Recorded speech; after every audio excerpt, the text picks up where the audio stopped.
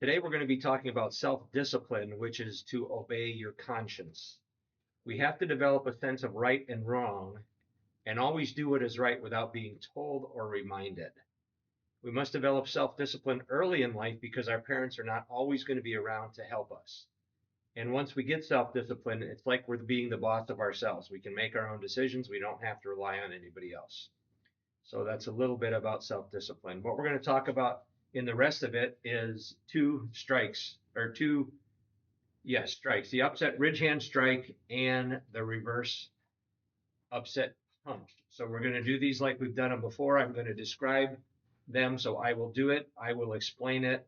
We will use Kim to practice, and then we'll use Kim to confirm results. So the first one is the upset ridge hand. Now this strike is used to the body of an opponent who is to the side. So if Kim is to the side of me, I would strike here. This is so it's used to someone to the side or someone in the back, and it's not very practical. It's not something that we would use in a fight. And the tool we've used, we've discussed this before. The tool is the ridge hand. This part of our hand here, we need to get that thumb out of the way, otherwise we could cause injury. So we're just going to do this in a middle stance. We're going to talk about chamber, direction, hand rotation, ending position, and rechamber. So like I said, I will describe it, then I will explain it, and then we will practice it. So I'm just going to get in a middle stance. My striking hand is going to be, obviously it's a color belt form, so our hand is going to start in the position it ends. So that hand is just up by my shoulder, facing down. My reaction arm is across my body. And to do this strike, all I'm going to do is I'm going to pull my elbows apart. My reaction arm is going to come to the ribs, and my striking arm is going to come out to the side. The direction is to the side. The hand rotation is 180 degrees. Starts palm down. It is going to end palm up, and the ending position, like I said, is right here. Rechamber with our other arm. Now, where we get power in this is we're going to use our hips. We're going to turn our hips to get that power. So if I were doing this, using it to break a board, I would start turning my hips this way and come and finish with my hips straight. So I'm using those hips to get that power for this strike. So now we're going to have Kim practice that. So we're just going to get in a middle stance. She's going to take her striking hand, which is the other hand. We're going to strike, otherwise you're going to hit me. So we're going to strike with our right hand. So right hand palm down in a ridge hand. Good. The other hand is just coming across our body. And we are just going to pull our elbows apart. That retraction arm is going to come back to our ribs, and the other hand is going to come out to the side.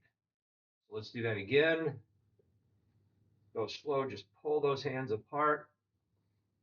Finishing here with the ridge hand to the solar plexus. And this time we're going to do it a little quicker, and we're going to add that hip movement. Step back. So as we start, we're going to turn away from our opponent, pull, and strike. One more time. We're going to turn away with our hips and strike. Good. Go ahead and do that again.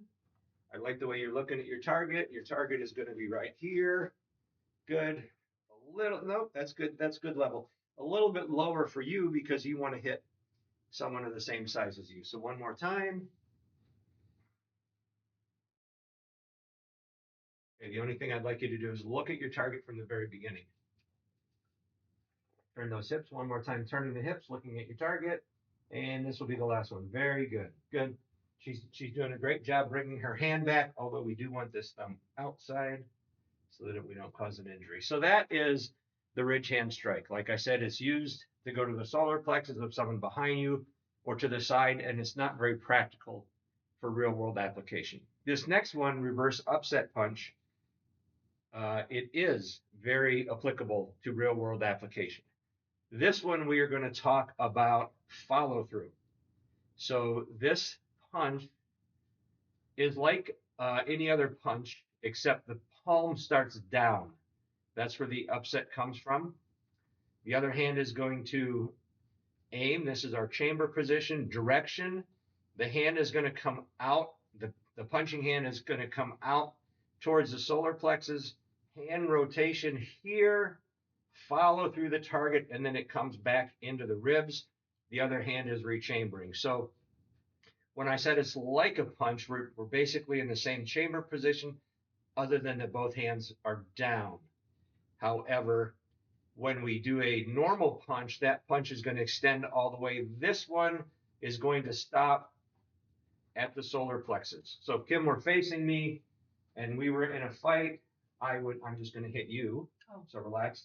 So I would just take this hand here and it would hit here. And it's very, very powerful. I'm going to use my hips to turn. I'm using my shoulders, my triceps to get that power in. And again, the follow through is going through. If I do it to the side, the follow through is going through the target and then coming back. So then when we finish, we just want our elbow resting on our ribs. So let's try this real quick. What I did miss is the tool of this punch. It's the same as our regular punch. We're just using the two knuckles of that fist. They're just coming upset here. And then again, it could be used in a real fight if we're close. Perhaps she has her arms around me in a headlock. I could just get this hand in here. So it is very practical for a fight. So let's go ahead and practice this. I'm just going to do it from middle stance again. Both hands are down. We're going to strike with our right hand. Our left hand is simply aiming. And we're going to go slow. As we pull our left hand back, the right hand is going to come up. Hand is going to turn over, follow through our target, and then just rest on our stomach or our ribs. So that is the ending position. So let's do that one more time. We can get a lot more power if we turn our hips. So we're going to turn our hips away from our target and do that strike one more time. Bring it straight out, not so much up because it is the mid-level. If we were doing this to the chin, that would be good, but we're not. We're going right out towards the solar plexus. So one more time, turn those hips a little bit. And we're going to go slow. Bring it in. Okay, let's speed that up just a little bit. Turn the hips and punch. So again, this target is the solar plexus or another soft part of the body. We really wouldn't want to hit the ribs because the ribs are hard, although the floating ribs, if I was to the side, if Kim had me in a side headlock, this way I could do the same thing to the floating ribs. Thank you very much. Which would be very, very painful. So we talked about the upset ridge hand strike. Talking about the trajectory of that, the trajectory comes out to the side.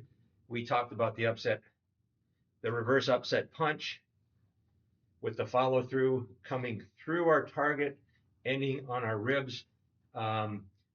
We did not do the reverse. The reverse would be from the leg that is back. We actually did it in a middle stance. So if it was actually a reverse like it is in the form, we would start the leg that's back as the hand that is striking. So that is more accurately your reverse upset punch. So our legacy pro tip for respect, one way to show respect is to always look people in the eye when you were talking to them.